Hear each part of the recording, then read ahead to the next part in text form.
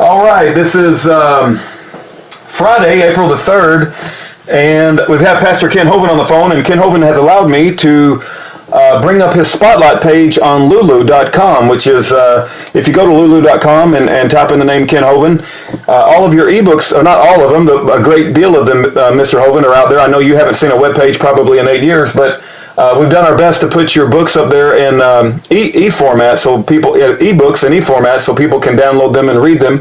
And we thought it might be a good idea, Mr. Hovind, if you're willing, I'll just kind of mention off the title, and you can give a brief synopsis as we go through the books, and people can just kind of know what's out there and hear you talk about them firsthand.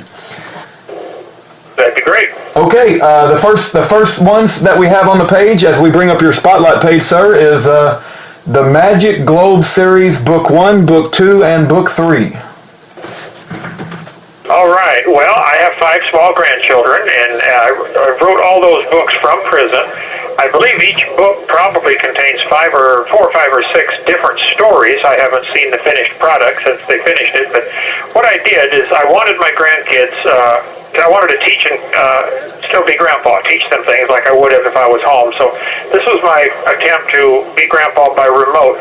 I wrote stories of them, and we had an imaginary magic globe where they could put a key in the South Pole and turn it, and then all you have to do is touch the globe, and it takes you there.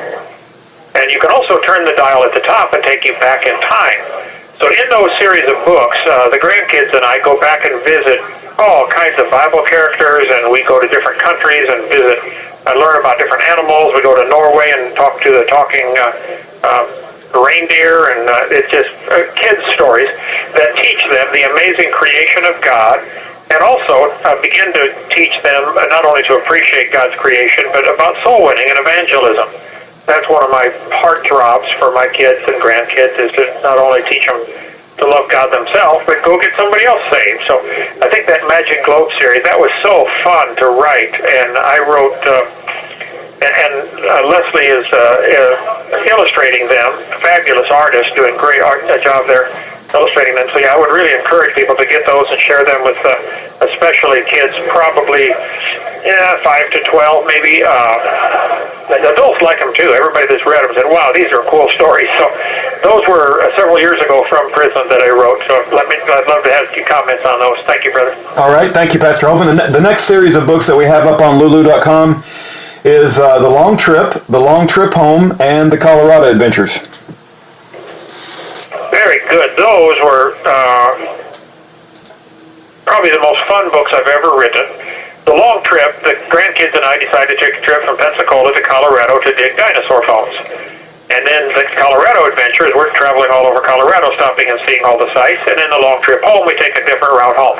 My purpose in writing those 3 books in that series was specifically to teach my grandchildren how to see when other people have a need and how to use different ways to evangelize. This call is from the Santa Rosa County Sheriff's Office. So in those 3 books, each of the grandkids gets to lead several people to the Lord, and they see how fun it is that they get addicted to soul winning and evangelism, which is I have been for 46 years. That's what I want for my grandkids more than anything, is to forget who plays with the ball or who gets the most points or makes the most money. It's who gets people saved. That's what's going to matter. So that it teaches different techniques to take almost any situation and change it over into evangelism. Along the way, we stop and see a lot of cool things, too. So I think if anybody would read the first one, The Long Trip, they would get addicted and want to read all 3. Read those to your kids, or better yet, have the kids read them to you.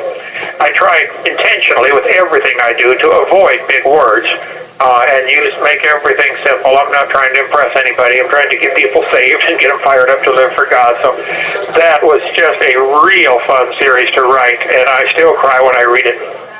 I would love it if people would spread that around. Help me get that out viral. Thank you, brother. All right. No, praise God. Thank you for that. Thank you for that, Pastor Hovind. The next book on the list, we have 3 more, sir. The next one is Whose Mouths Must Be Stopped? That is an email debate that I did with P.Z. Myers, the professor at a little country school in Minnesota, who is outspoken atheist. He's actually Atheist of the Year, I think, or something like that.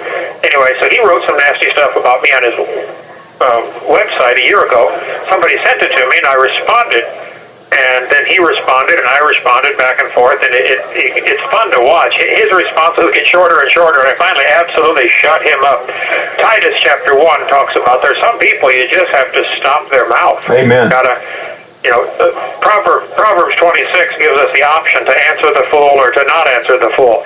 And I chose to answer the fool in that case, and the guys in here are reading that book now. We've got a copy here in the dorm, and they are loving it. That book, Whose Mouths Must Be Stopped. So if you know anybody who believes in evolution, or someone going to high school or college that is being taught that junk, give them that book. It's not very big, 50 pages, and but that was a fun one to do with PZ, and he really shut him up. Amen, Pastor. Yeah, I would highly recommend. I'm a little prejudiced. I know the author, but I would highly recommend that one as a way to evangelize people. It's working in here. Guys that have no interest in spiritual things are reading that book, and it's getting them interested. So be praying for that. Thank you, brother. No, very good, very good. Okay, thank you, Pastor Hovind. The next book we have, the second to the last book, is called The Kennel. That is, I wrote under a different name, Elijah Green, because I thought I might get in trouble if I used my real name. At the time, I had to wear green. Today, I'm wearing orange. Elijah was a preacher the king hated for no good reason. I mean, he's a good guy, but the king hated him. And so I chose the name Elijah Green. I was being transferred all over the country with the prison system, and we stopped in one place, and they said, Mr. Hovind, the only place we've got for you is the suicide watch cell. That's the only room open. Now, you're not on suicide watch, but that's where you're going to be until we move you again. So I was in there for 10 days, suicide watch cell, by myself. The book cart came by about the first or second day, pushing down the aisle, and they said, do you want a book to read? I said, sure. And I looked over, and they had Animal Farm by George Orwell, which was one of those books I was supposed to read in high school and never did. You know how it is. Anyway, so I got Animal Farm, a little 80, 90-page book, and it's the story of the pigs take over the farm and kick out the farmer, and it's a satire against communism. It's obvious, but it never mentions communism. And I said, this is perfect. I've got to use this same concept to expose the sheer stupidity of the whole American prison system without talking about the prison system. So it's the story of Elijah Green, who's... You have 60 seconds remaining. And he sees a giant dog kennel out in the middle of the country with a big fence around it. And it's everybody who's read that really loves it. The Kennel. It's the satire exposing the sheer stupidity of our prison system. The whole concept of locking people up is dumb. Yeah, everybody, you'll love that one, The Kennel. Okay, should I call back? Yes, sir. One more, you said? Yes, sir. There's one more. If you could call back, that'd be great.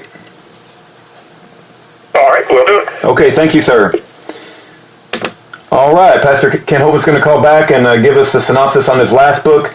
I must say that I've read almost all of these books, and they're all phenomenal, and they're all very modestly priced on Lulu.com, and check them out. This is a Global Tel Link prepaid call from Ken Hovind. an inmate at the Santa Rosa County Sheriff's Office. This call will be recorded and monitored. Your advance pay account balance is $55.56. For customer assistance, billing inquiries, or to block future calls, dial 1-877-650-4249. To hear the cost of this call, press 8 now. To accept this call, press 5 now. To decline this call, this call is subject to monitoring and recording. Do not use three-way or call waiting features during this call. Thank you for using Global Tel Link. All right. Yes, sir. No, thank you, sir. And I just got to say, I've read The Kennel as well, and I give it a huge thumbs up. It's absolutely just awoke me completely to like what's going on in the prison industrial complex, and how certain people have vested interest financially in the prison system that doesn't necessarily need to have those financial interests. So I just wanted to say personally that I recommend everyone read The Kennel, and I think it's a phenomenal piece of work. So thank you for writing that. All right, Mr. Hovind, the last book that we have on the list is What on Earth is About to Happen for Heaven's Sake? And would you care to give us a synopsis on that, sir? Well, that that is a result of 40-some years of studying the end times issue from the Bible. I finally, in 2009, had to change from what I had always taught for 40 years. I had believed the rapture could come any minute. Pre-tribulation rapture. They call it the pre-trib rapture. Oh, I wish it was true. Man, but it's just not. I was forced by the evidence to go back to the position the church has always held to. I was preaching at the Faith Baptist Church in Canoga Park, California. Roland Rasmussen is the pastor years ago, and he gave me his book that he wrote on the post-trib, pre-wrath rapture. And I didn't read it. I was too busy traveling and preaching 900 times a year, and I just never read it.